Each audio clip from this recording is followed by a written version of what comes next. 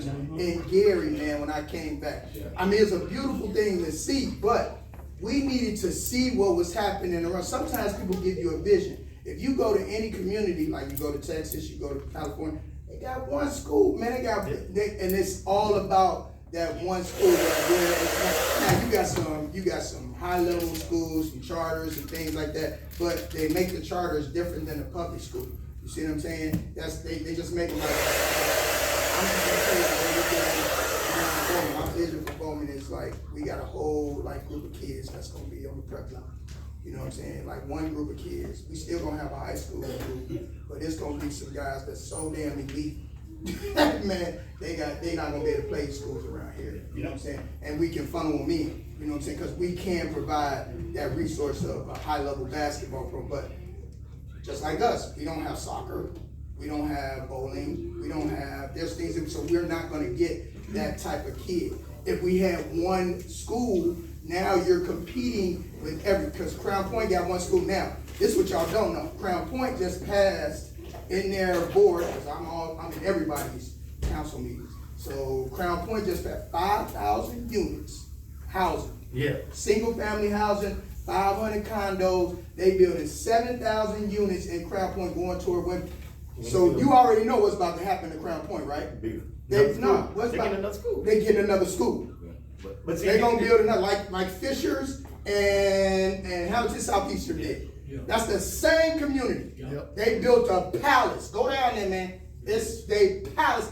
How you competing? Your kids go down there and see that, and we in these old buildings that still for real. I'm gonna pick back off there because my wife taught in Gary. She taught at Edison when she first started. Yeah. And she said when she went in, they still had the concept of community school, and everybody else was going to one school. One school. Say Gary didn't want to buy into it, so now all the schools are falling apart. Too territorial. Man, I went to Bill. Bill should never be told out. I went to horse, man. You know, I mean, you she was telling them back then. She was like, the community is shrinking, but they still want to have individual schools in the area. And we watched it destroyed. Yeah. We watched it. We watched it destroyed. We watched it destroyed. Schools of the population is Why do you think 1,000 people? Why when Central was built? When Central was built, you had two schools. Yep. Yeah. Now you got this one school. Where is it? Now you got 15 on the team, but you got 30 other kids that probably if Boston was up, probably would have been playing. But You would have had more kids still would have been playing, man. It just seemed like it seemed like it cut out on. But the unity. It's division in EC. Y'all might not. We still watching the road. It's 30 years ago, and people still Watching the road, coming in there. though. I remember my mom, I used to be in that line. Hey, that's your city too? Free toys. You get free toys every year. And I was in that. I was there. Everybody was there. I'm like EC. You know what I'm saying? But again, that's our mentality. Man, if you come from this community, EC Hammond, man, we so territorial. Yeah. We like strong in our conviction that our belts. That's what I said. All of them. Which all was of my them. point. You got 1 million people in a community. You can have 8 schools. Yeah. You got 1,000 people in a community. You need one. No. The reason why East Chicago ain't working right now, and they should be, is because you got the Harbor and you got EC. Man, they gonna Harbor and EC. Yeah, they gonna fight. Let me tell you, that the Harbor EC stuff is we hanging on to that. That's a little overrated. We hanging on to that. Oh, okay. When that still exists. When I listen, I ain't gonna lie, that still exists. It still listen, exists. but what I'm saying is that's with us. Because when our kids compete with each other on the athletically, they get to know each other, they get along. Okay? Yeah, okay. Now when you taking it to the street, it is what it is. No, but here go the thing though, when you got parents at home talking to you, Right. That's why I say that's us. Right. Yeah, That's but us. that's what the debate Once we come get in. our kids to compete and expose each other, they get to know each That's other. Y'all voices are still strong. That's why when we started this conversation, that's why when we Once you started get them in them competitive areas, that tends to change. Now, when I look at any high school program, we're talking about 1 school, 2 schools, all this. I judge the school really based on, we talking about young men.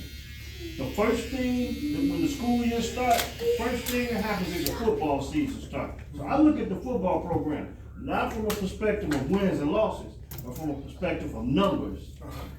Getting kids to actually come out and compete, to be on that team first and foremost, because that program sets the school spirit for the rest of the season. Right. For the rest of the school year. Right. So, you can only put 12 to 15 kids on a basketball team at the highest level, varsity, right? Yeah. Until we can get our kids. I'm talking about, when you go to play football, you can get 100 kids. I mean, we might not get that many. We might not get that many. How many schools in the But urban it's still areas enough. got 100 kids? But that's what we talking about. about. That's what he was talking about when you talk about the 1 or 2 school options. Because I really believe in Gary. First, if you had like 2 schools, the football would be much better. Maybe if you had 3 schools, the football would still be much better. Because ultimately, the scholarships, that's what the scholarships doing. But, hey, let me tell you about this, Lou. We had 25 kids for middle school football. Guess how many we had for basketball, trying out for basketball? 30 on each side, 7th and 8th grade. That hurt my feelings. 37th grader, 38th grader. So it's not about the number, it's about the mentality of not everybody wants to play football. They think everybody is a It's the basketball mentality. player. That's why when we first started this conversation, I said, in order to build a great program, you gotta win 2 ways. You can't be lazy, and we got a lot of laziness within our community. And then you have to win mentally. In order to build a good kid, you gotta build them up mentally. That's how you make a good basketball player or football player. The game is easy to teach. All of us know that. We know we all got our own ways of teaching the game. But until you win these kids over mentally, right, then that's how you X out the parents.